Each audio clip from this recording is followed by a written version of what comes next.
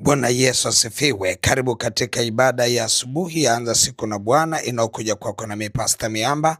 Tunamshukuru Mungu, leo ni siku ya Jumatatu ambayo huwa ni desturi yetu kwenda kujiweka wakfu kwa Mungu kwa ajili ya wiki nzima.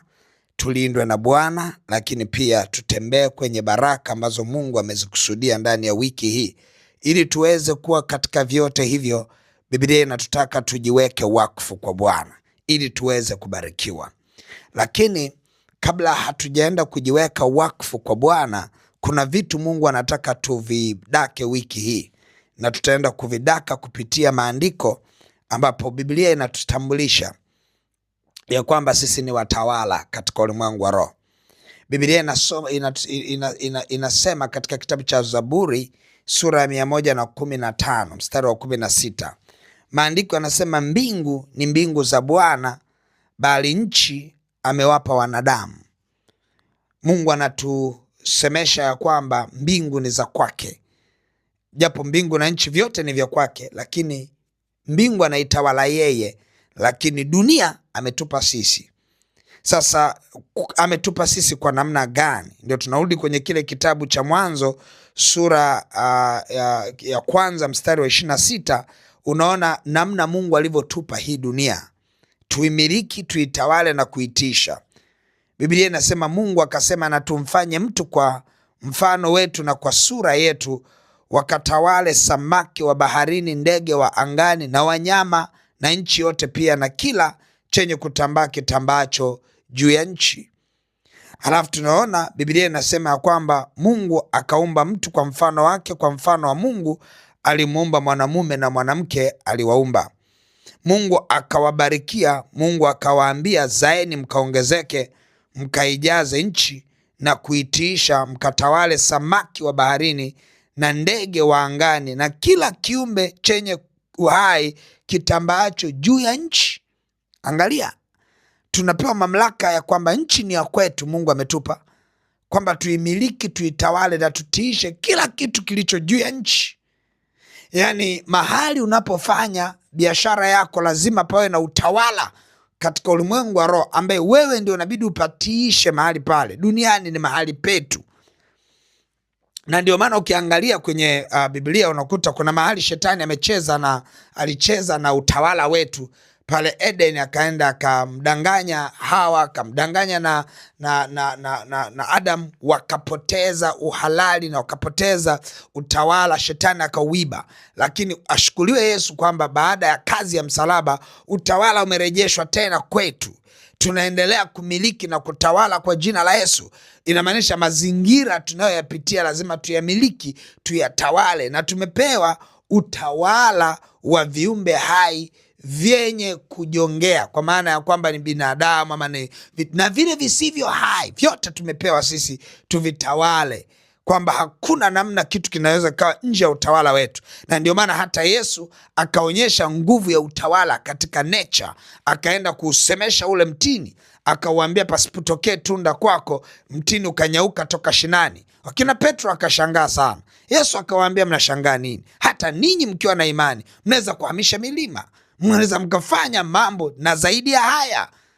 Kwa hiyo tunaona namna Mungu ametupa sisi nguvu ya kutawala katika dunia hii. Tunahitaji wiki hii tutawale.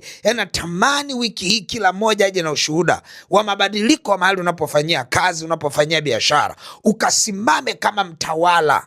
Kuna vitu vinatambulisha kwamba sisi ni watawala na Mungu ametupa utawala. Hata ukisoma katika kile kitabu cha Mathayo sura ile ya 16, utaona ule mstari wa 19 unaongea nini. Maandiko yanasema, nami nitakupa wewe funguo za ufalme wa mbinguni, na lolote utakalolifunga duniani litakuwa limefungwa mbinguni, na lolote utakalofungua duniani litakuwa limefunguliwa mbinguni. Ona anavyotuonyesha kwamba kumbe funguo za duniani zipo kwetu, ambazo sisi tukifunga duniani mbingu zinafunga.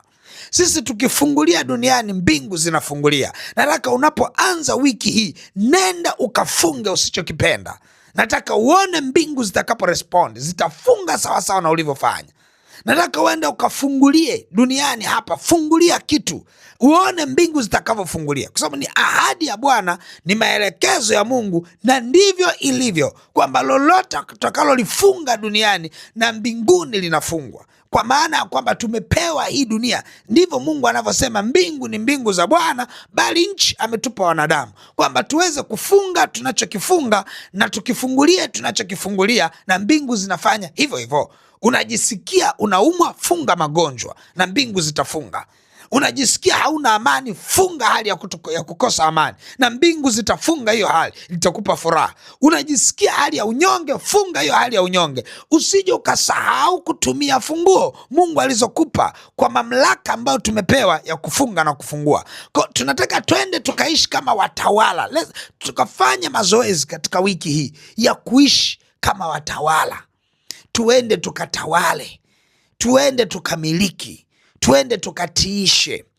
Yani chakula kisiwe ni tatizo, mavazi yasiwe ni tatizo, mambo mengine kama usafiri na mambo mengine yasiwe, fedha isiwe tatizo. Kuna namna lazima tuishi kama watawala, lazima tuishi kama watawala. Shetani atakudanganya. Ndio maana Paulo anawafundisha wa Korinto, anaambia kati ya vita ambayo tunatakiwa kupigana nayo ni vita ya rohoni, japo kwa mambo yanatokea mwilini. Akasema tukiangusha ngome ya mawazo na fikra, akasema tukiteka nyara fikra zipate kumtii Kristo, kwa sababu ndipo mahali ambapo tunapoteza utawala wetu. Kumbuka, unachokiomba hapa mbingu zinajibu. Yani Mungu anaelewa ya kwamba dunia inabidi sisi tuiran, tuitembeze dunia, na ndio maana anaendelea kutuimarisha. Anasema ombeni nanyi mtapewa, anasema tafuteni nanyi mtaona, bisheni nanyi mtafunguliwa, kwa sababu kuna vitu lazima vianzie huku, lazima mtu aombe. Anasema usikae vivi. Ukikaa kimya duniani na mbingu zinakaa kimya juu ya eneo hilo. Ukikaa kimya ukashindwa kuongelesha biashara yako, mbingu na zenye zinakaa kimya. Ni kanuni vya duniani, vinaanzia duniani, mbingu zinajibu. Na ndio maana Biblia inasema maandalio ya moyo ni ya mwanadamu, bali jawabu la ulimi latoka kwa Bwana. Lazima vitu vianzishiwe duniani, na wakuanzisha ni wewe. Lazima uanzishe wewe, na ndio maana adui anaweza akakuzuia usiombe, usome neno. Kuna vitu vikianza kwako, dunia ikianzishwa na mtu mmoja ndani ya mazingira anayoyapitia, ujue mbingu zitarespond, mbingu zitafanya hivyo hivyo. Kwa hiyo ni lazima uelewe ya kwamba mahali utawala wako umeibiwa, Bwana anaenda kurejesha utawala wako wiki hii. Tunapojiweka wakfu kwa Bwana, tunaomba kulindwa na Bwana, tunaomba kutetewa na Bwana, tunaomba Mungu aachilie baraka zake, lakini lazima tuombe sawa sawa na wingu linavyoenda. Mungu atupe utawala, turejeshewe utawala wa mahali tunapokaa, mahali tunapoishi, utawala wa ndoa yako, utawala wa uchumi wako, utawala wa amani yako, utawala wa afya yako, utawala kwenye kazi ya mikono yako, mahali umeajiliwa, kwenye biashara yako, mahali popote pakawe na utawala. Utashangaa mambo yataanza kumove. Nataka wiki hii unishuhudie, kutakuwa kuna movement ya mafanikio isiyo ya kawaida. Kutakuwa kuna nguvu ya kufanikiwa, watu wataishi kama watawala. Kuna namna utaona mambo yanatokea, utamshangaa sana Bwana. Kuna vitu vinaenda kudhihirika kwa namna ambayo haijawahi tokea. Nataka twende mbele za Bwana tukamwombe Mungu. Mwambie Mungu nivishe vazi la kitawala. Mwambie Mungu niketishe katika kiti cha kitawala. Nataka kuishi kama mtawala. Nataka kutembea niweze kucontrol nature kama Yesu alivyo control nature. Namna okay, labda unaweza kusema kucontrol nature. Nimesema kuna aliukausha ule mtini kwa neno, aliweza kucontrol nature, lakini alicontrol nature mara nyingi tu. Yesu alicontrol nature, alitembea juu ya maji, alibadilisha maji kuwa divai kwenye ile harusi ile ya Kana. Kuna mambo mengi amecontrol nature Yesu, lakini pia tunaona ameweza kutuliza upepo, dhoruba. Yani kuna vitu vingi ambavyo Yesu aliweza kucontrol nature. Unaweza kukumbuka pale kuna nyakati aliwauliza wanafunzi wake, mmoja wa wanafunzi wake kwamba je, hivi unadhani sisi tunapaswa kulipa kodi? Yule mwanafunzi akasema hapana, hatupaswi kulipa kodi. Akasema kwa ajili ya utaratibu. Akasema nenda baharini ukamvue samaki, alafu mchane utakuta fedha mle, uende ukalipe kodi yangu na kodi yako. Lakini akaangalia namna ambavyo anaweza kucontrol nature, kwamba hata samaki hata fedha inaweza kutokea mahali ambapo yani hasipa kawaida kutokea. Bwana akakufanya hivyo wiki hii, ukacontrol nature. Kuna mahali fedha ikatokee mahali ambapo haina desturi ya kutokea hapo. Hakuna namna mtu anaweza akaenda kumchana samaki akakutana na hela, lakini Bwana alifanya hivyo. Bwana Yesu alifanya hivyo, aliweza kucontrol nature. Kuna mazingira mengi sana ambayo aliweza kuyacontrol. Kwa tunataka twende mbele za Bwana, tumwambie Mungu tunahitaji utulinde. Wiki hii tunajiweka wakfu. Hatuna Mungu mwingine awezaye kutulinda. Hatuna chochote tunachokitegemea zaidi ya wema wako, zaidi ya uaminifu wako. Wewe Mungu peke yako ndio unayetulinda. Hatuna Mungu mwingine. Ndio maana kujiweka wakfu, kwamba we surrender, total surrender. Hatuna Mungu mwingine zaidi yako wewe Mungu. Number 1. Number 2, tunaambia Mungu tulinde na yule mwovu. Adui asisogee ndani ya maisha yetu. Akija kwa njia moja, aondoke kwa njia 7. Mpando lolote asipande lisifanikiwe kwetu. Lakini zaidi ya yote, plani ya baraka ulizoziachilia kwetu ndani ya wiki hii zikatujilie. Lakini zaidi ya yote, utusaidie tukaishi kama watawala. Nataka twende tukafanya hayo maombi, halafu tutajiweka wakfu kwa Bwana kwenye hayo maombi, na tutaachilia sadaka zetu. Halafu nataka uiangalie wiki yako inavyoenda. Yani ufanye maombi, uachilie sadaka, uiangalie wiki yako inavyoenda. Halafu unakuja kwa ushuhuda, uniambie ni nini kimetokea. Ni wiki ambayo tunataka kupokea shuhuda mbalimbali kwenye maeneo mbalimbali. Twende mbele za Bwana. Baba, katika jina la Yesu Kristo wa Nazareth, Mungu aliye hai, ninakushukuru kwa neema na rehema. Asante kwa mkono wako wenye nguvu katika jina la Yesu. Tunajiweka wakfu Bwana kwa ajili ya wiki hii, tunapoianza wiki nyingine ya ushindi kwetu.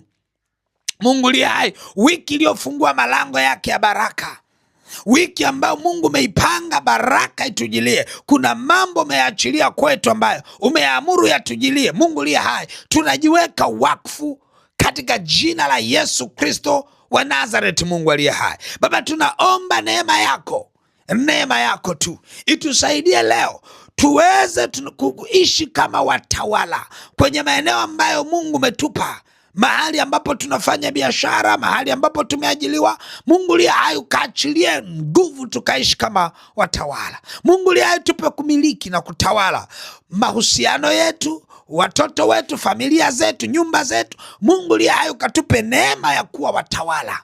Mungu aliye hai, ukatupe neema katika uponyaji, tukawe na uzima, tutawale afya Mungu uliachilia ndani yetu, tutawale amani uliachilia ndani yetu, tuwe washindi katika jina la Yesu Kristo wa Nazareth. Mungu aliye hai, Baba, asante kwa ajili ya kila mmoja anayejiweka wakfu kwako.